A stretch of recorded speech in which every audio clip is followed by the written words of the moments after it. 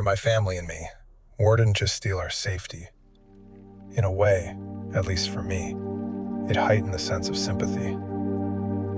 Every morning for the last month, usually around 6 a.m. until around 8 a.m., I drink tea, eat breakfast-related foods, change my toddler's diaper, feed him what's in the fridge. He usually wants grapes.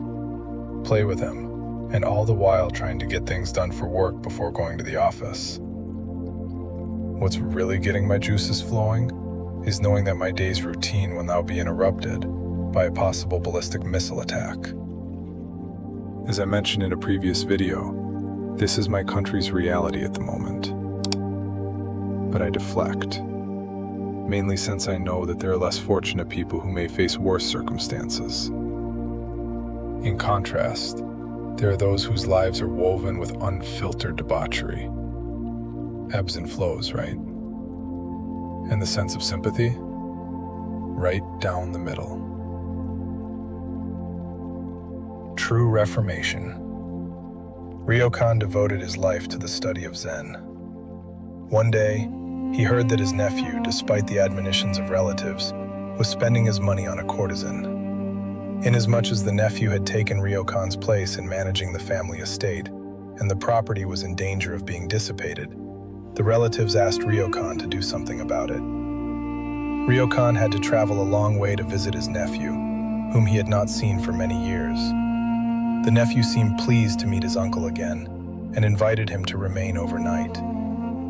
All night, Ryokan sat in meditation. As he was departing in the morning, he said to the young man, "I must be getting old, my hand shakes so.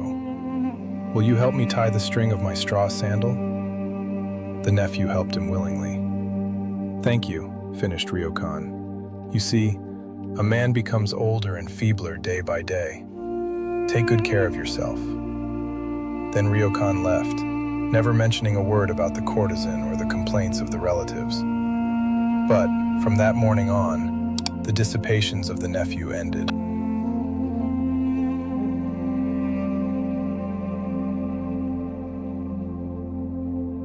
Temper. A Zen student came to Bankei and complained, "Master, I have an ungovernable temper. How can I cure it?" "You have something very strange," replied Bankei. "Let me see what you have." "Just now I cannot show it to you," replied the other. "When can you show it to me?" asked Bankei.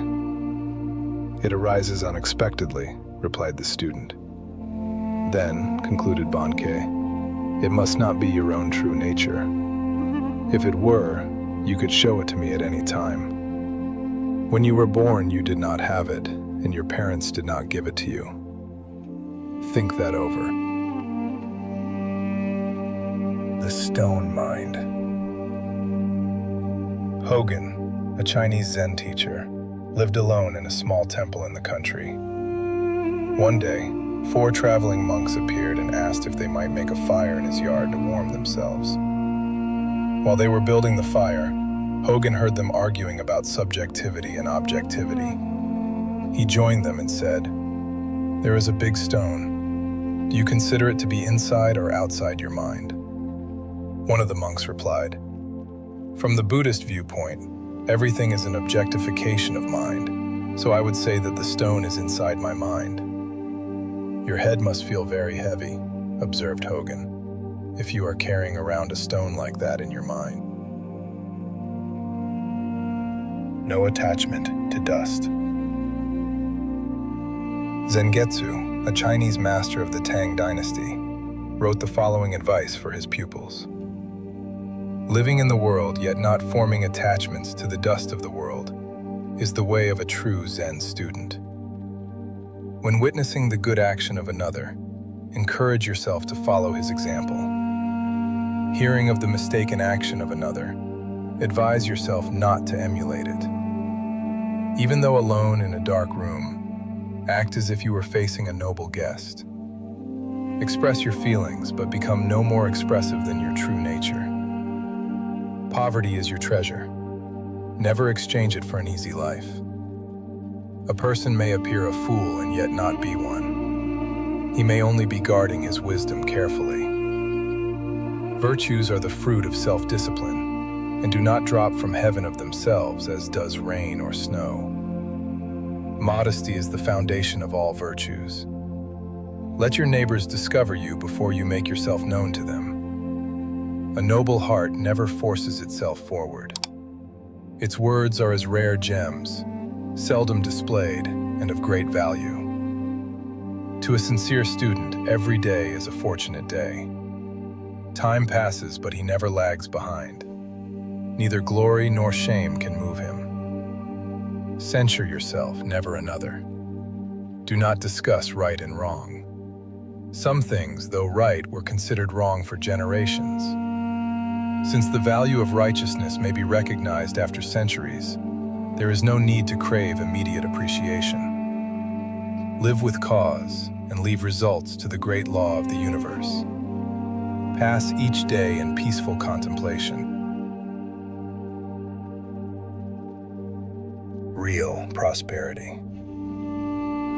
A rich man asked Sengai to write something for the continued prosperity of his family, so that it might be treasured from generation to generation. Sengai obtained a large sheet of paper and wrote, "Father dies, son dies, grandson dies."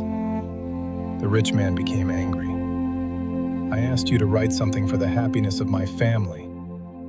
Why do you make such a joke of this?" "No joke is intended," explained Sengai. "If before you yourself die, your son should die, this would grieve you greatly. If your grandson should pass away before your son, both of you would be broken-hearted. If your family, generation after generation, passes away in the order I have named, it will be the natural course of life. I call this real prosperity."